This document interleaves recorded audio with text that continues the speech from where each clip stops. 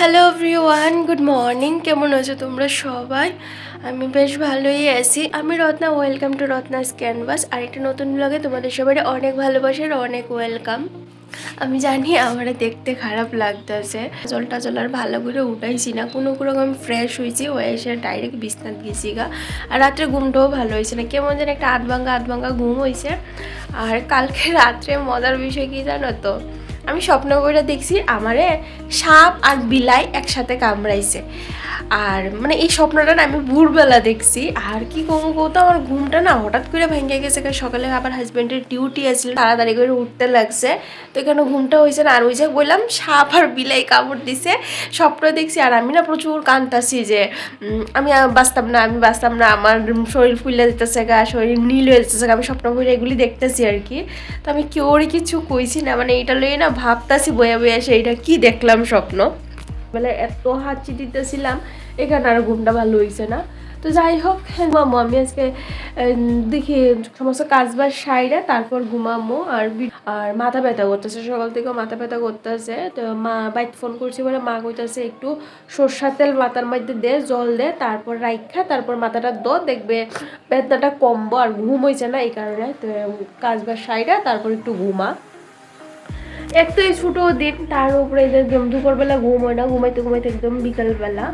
তো যাই হোক, চলো এদিকে আমার ঘরের অবস্থা না দুর্দান্ত খারাপ হয়ে রয়েছে। দেখাই তোমাদের, এই দেখো এখানে জামা গয়নাগাটি, এইখানে এই যে হাজব্যান্ডের, এই যে এদিকে বিছনাত, মানে খুব খারাপ। শুধু রান্না করতে একটু ভালো আছে, আর বাকি দুই ঘরের অবস্থা জঘন্য হয়ে রয়েছে। চলো এবার ঝটপট করে সব কিছু সারিরা তারপর রান্না বোয়ামো। আর আজকে কি রান্না করবো আমি জানি না, তো দেখা যাক, যাই করবো তোমাদের সাথে শেয়ার করবো। তো চলো এবার আমার কাছে এখানে 1 ঘন্টা সময় আছে, 1 ঘন্টার মধ্যে সমস্ত ঘরবাড়ি আমি এখানে গুছিয়ে দিব, তারপর স্নান করবো, পূজা দিব, রান্না বান্না বোয়ামো।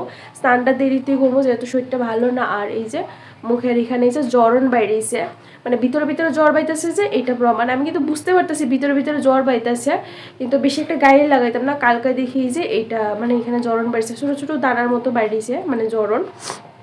তো চলো এবার কাজ শুরু করি, সঙ্গেই থাকো। আশা করি আজকের এই ব্লগটা তোমাদের ভালো লাগবে, আমি শেয়ার করার চেষ্টা করি, তো সঙ্গেই থাকো। কালকে রাতে এতটাই টায়ার্ড ছিলাম, বিছনা পড়ার সঙ্গে না ঘুম আয়া পড়ছে, ওইতেই পারি না কখন যে চোখটা লাগিয়ে গিয়েছে। আর আজকে ঘুম ভাঙছে এই যে এখন। তো কালকের যা জামা কাপড় এইগুলিও আমি এমনি স্ট্যাক রেখেছি, অন্যদিন তো কোনোখানে গেলে, মানে কোনো বাইরে কোনোখানে গেলে অন্তত ওকে জামা কাপড়গুলি সুন্দর করে মিল্লা রাখি। আর কালকে কি করছি জানো তো, সমস্ত জামা কাপড় আমার শাড়িটারে সব বইলা সেটা চেয়ারের মধ্যে রাখতে দিছে, আর সব কুচি হয়ে গেছে গা। তো সকালবেলা সবার আগে কাজই হইতেছে আমার এই যে এগুলি আর কি একটু মিল্লা দেই রোদ্রের মধ্যে, নাইলে গুছাই রাখতাম না। আর বাড়ির থেকে আওয়ানোর পর থেকে না এত কাজ করতেছি, মানে মনে হইতেছে বছরখানেক মনে ঘরে কেউ আসিল না। আর এর মধ্যে কালকে হঠাৎ করে একখানে যাইতে হয়েছিল, মানে হঠাৎ করে একটা প্রোগ্রাম বইরা গেছিল গা। তো এটা বর আমার আগের থেকে কইছে না, তো সন্ধ্যার পরে ও কইতেছে একখানা যাইতে লাগবো, তাড়াতাড়ি করে রেডিও। মানে পুরুষ মানুষের এইটা একটা স্বভাব, দেখবো আগের থেকে কোনো দিনই কয়ে রাখতো না যে এইখানে যাওয়ান লাগবো, রেডি হইয়া থাকবো। কারণ আগের থেকে কয়ে রাখলে তো আমরা নিজেদের সময় মতো কাজটা সব কিছু গুছাইয়া সেইটা সুন্দর করে রেডি হয়ে থাকতে পারি। কিন্তু ওই যে হঠাৎ করে কইলে তো আর এটা পসিবল হয় না, কারণ হাতে এই সময় অনেক সময় কাজকর্মও থাকে, বা রেডি হইতে তো একটু সময় লাগে। আবার দেখবা এমনি রেডি হয়ে গেলে কইব তোমার কি ঘরে কিছু আসিল না, নি কেলিকে সুন্দর করে রেডি হয়ে গেছেন। আমার বরের তো সবসময় এই সমস্যা হয় যে কেলিকে আমি কোনোখানে গেলে ভালো করে রেডি হইয়া যাই না, কারণ ভালো হয়ে রেডি হইয়া যাইতে গেলে তো একটু সময় লাগবে, তাই না? আর এই সময়টাই ও আমার দিত না, 5 মিনিটে রেডিও, 10 মিনিটের রেডিও। তো 5 মিনিটে কি রেডিও সম্ভব? তোমরাই কৌতো। শাড়ি পরতেই তো আমার ন্যূনতম 5 মিনিট সময় লাগে, আর কোন শাড়িটা পরবো এইটা ডিসাইড করতে হয়তো আমার অর্ধেক সময় জায়গা। তো কালকে আমি শাড়ি পরিয়ে গেছিলাম যে একটা প্রোগ্রামে, মানে ওর একটা বন্ধুর প্রোগ্রাম আছিল, সেই প্রোগ্রামটা রাত্রেবেলায় কিন্তু হঠাৎ করে প্ল্যান হয়েছে। তো প্রথমে কয়ে রাখলে তো আমি আগের থেকে রেডি হয়ে থাকতাম, ওই তার উপরে আসছিলো রাত্রে রান্না বাড়া এইসব শাড়িরা। যাইতে প্রায় 8:30টার মতো বাচ্চা গেছিলো গা। তো তোমাদের সাথে কিছু শেয়ার করতে আমি পারছি না।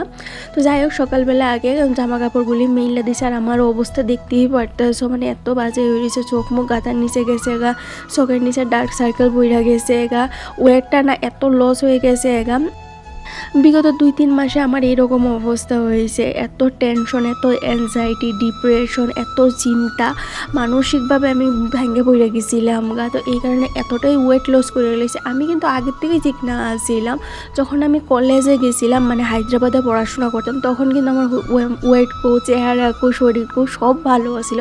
কারণ তখন আমি টাইম টু টাইম খাওয়া দাওয়া করতাম, কোনো টেনশন আসিল না, কোনো কিছু আসিল না, মানে বিন্দাস থাকতাম, চলতাম, খাইতাম। তখন কিন্তু আমার ওয়েটও ভালো আসিল, চেহারা সব কিছু ভালো আসিল। কিন্তু এই যে এখন না কেমন জানি হয়ে যাইতেছে দিন দিন, মানে চেহারাটা নষ্ট হয়ে যাইতেছে, ওয়েট লস করে নিতেছি।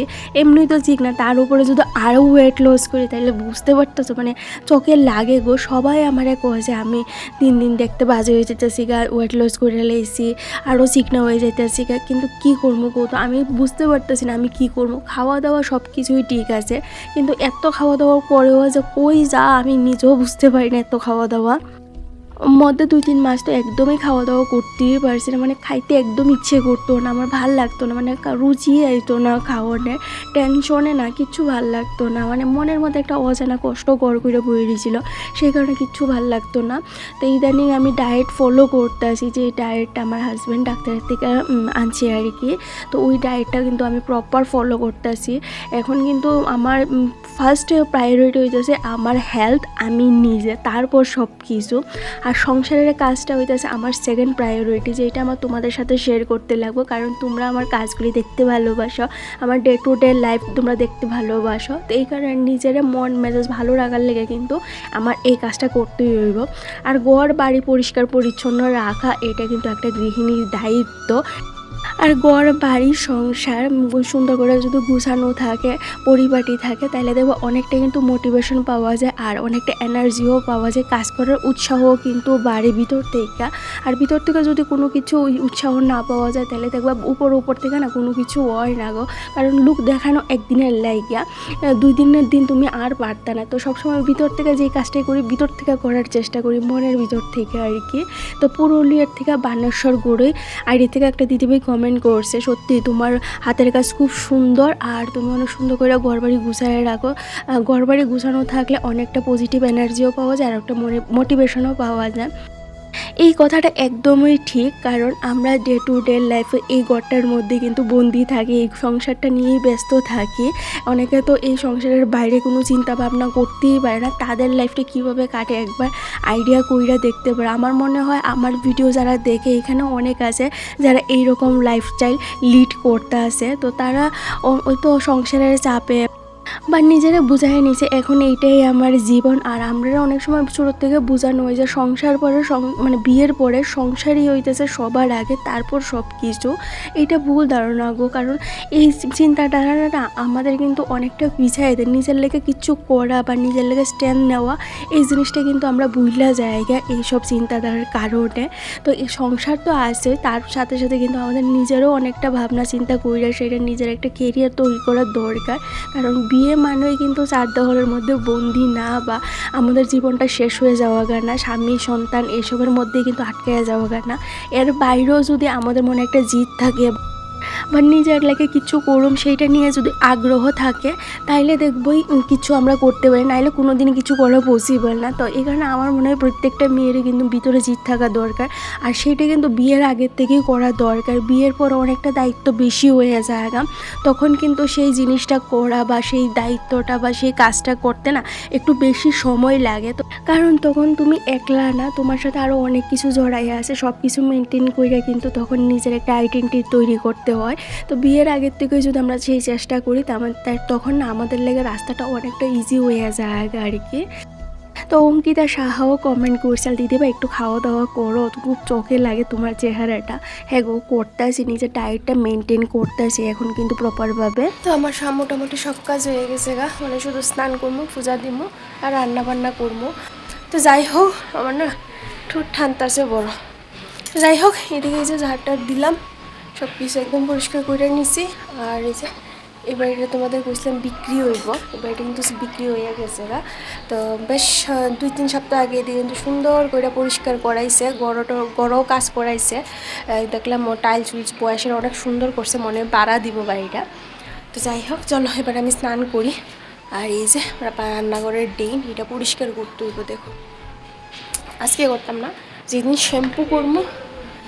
শ্যাম্পু করবো ওই দিন পরিষ্কার করবো, এটা আজকে করতাম না। তো চলো এখন স্নান করি, তারপরে তোমাদের সাথে দেখা হইতেছে। এই যে তোমরা আমার এতটা ভালোবাসো, আমার লাগে এত চিন্তা করো, আমার এত কেয়ার করো, সত্যি ওই জিনিসটা মানে কি কমো, আমার কোনো ভাষা নেই তোমাদের সাথে শেয়ার করা। তো তোমাদের এই ভালোবাসাটা আমি সবসময় পাইতাম চাই, কিন্তু অনেক সময় যায় আসে না, আমি নিজেই ডিমোটিভেট হয়ে যাই। তোমাদের আমি কি মোটিভেট করবো? তো নিজেরা মোটিভেট থাকলে তারপরেই তো অন্যেরা মোটিভেট করা যায়, তাই না? তো যাই হোক, আমি চেষ্টা করতেছি তোমাদের মোটিভেটে রাখার, বা আমি নিজেও কীভাবে সবসময় নিজেরা মোটিভেট রাখতেছি, ইদানিং কীভাবে সব কিছু আমি ঠিকঠাকভাবে চালাইবার চেষ্টা করতেছি, আমি তোমাদের সাথে এই জার্নিটা শেয়ার করতেছি। আশা করি তোমাদের ভালো লাগবো। তো অবশ্যই কিন্তু তোমরা আমার চ্যানেলটা সাবস্ক্রাইব করে লাইক কমেন্ট করে সে তোমাদের মতামতগুলি জানাও, বেশি বেশি করে কিন্তু লাইক কমেন্ট করো, কারণ তোমাদের এই লাইক কমেন্টগুলি কিন্তু আমার মোটিভেট দেয় এখন।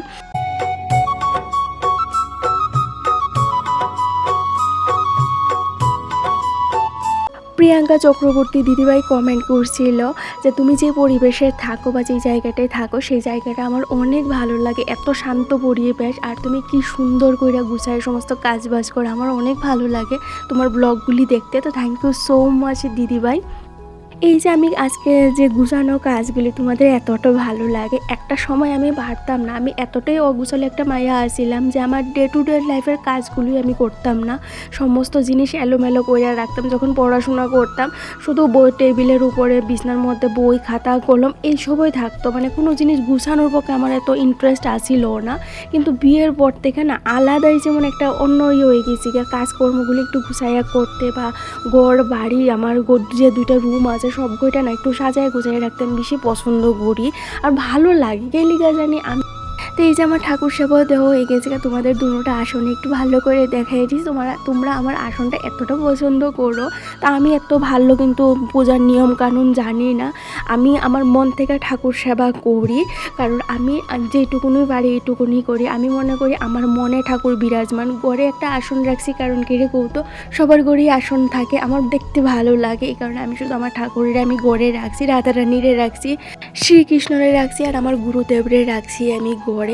তো ওইদিকে আমি এই যে ঠাকুর সেবা দিয়ে রান্না করে কিন্তু রান্নাও বয়াই দিয়া এবার আই পড়ছি ছাদে। আজকেও কিছু কাঁচা ধোয়া করছি, সেই কাপড়গুলি মিললে দিব, আর সকালবেলা যেগুলি মিললে দিয়ে গেছিলাম এগুলি গড়ে লইয়া যাবো।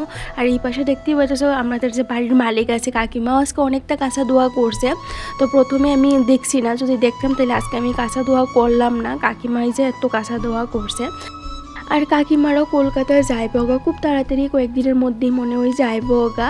তো আমি ঠিক দিন জানি না কোন দিন যাইব গা। তো ওনারা গেলে গা তো সমস্ত বাড়িতে আমি একাই থাকি, আমার হাজব্যান্ডও আসে, তারপরেও কিন্তু আমি একলাই, কারণ আমার হাজব্যান্ড সারাদিনে হাতে গণ্যা মনে 3 থেকে 4 ঘন্টা বাড়িতে থাকে, আর নাইলে সারাদিন তো আমি একাই থাকি। তোমরা তো জানোই সবটা, ওই যে ডিউটির গেলে গা 5-6 ঘন্টা তো ও ডিউটি থাকে, তারপর বাড়িতে এলে ও সারাক্ষণ মোবাইলে ও ব্যস্ত থাকে। যে আমরা যে সারাদিন এত কম কথা কই, মানে দেখলে মানুষ বিশ্বাস করতো না যে আমরা হাজব্যান্ড ওয়াইফ এত লিমিটেড কথা কই আমরা। তো আজকের লেগে এই পর্যন্ত, ভালো লাগলে অবশ্যই চ্যানেলটা সাবস্ক্রাইব করে লাইক কমেন্ট করে জানাই। আজকের জন্য টাটা।